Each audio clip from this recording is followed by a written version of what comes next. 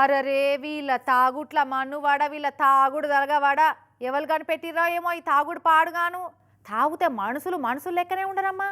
తాగినోళ్ళతోటి ఎన్ని తిప్పలు ఉంటాయో తెలుసు కదా వాళ్ళ. అయితే మామూలు తాగుబోతోళ్ళనే తట్టుకునుడు కష్టమంటే ఇక పోలీస్ స్టేషన్లనే అదరగొట్టే రౌడీ షీటర్ గారు తాగితే ఇంకెట్లుండాలి.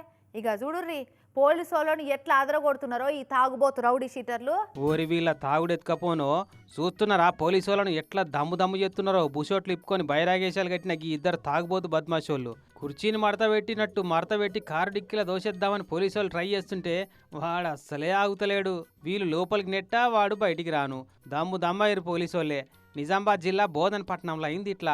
వీని పేరు అబ్బు అట, పెద్ద రౌడీ షీటర్ అట. అక్కడ ఈ నడవనే జైలకెళ్ళి బయటకు వచ్చినట అబ్బు అని తాగుబోతు గబ్బుగాడు. ఇక ఎట్లయినా రౌడీ షీటర్నేనా, నన్ను ఎవడు ఏం చేస్తాడు అని ఇంకా దిగిడిచినట్టుండు. వీనంటే ఇంకోడుండో వీడు వాని సోపతిగాడట. వీనండ చూసి వాడు కూడా పోలీసు వాళ్ళ మీదకి రెచ్చిపోవట్టే. ఓ ఇట్లా అర్ధగంట సేపు రచ్చ పెట్టి సుడి పెట్టిర్రు నలుగురు పోలీసు వాళ్ళను.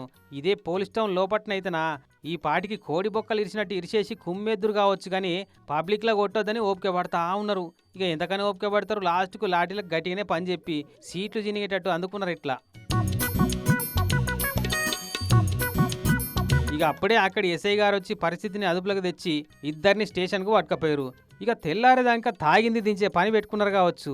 ఊకుంటారు అగ్గి తీర్ల మరల పడితే మరి.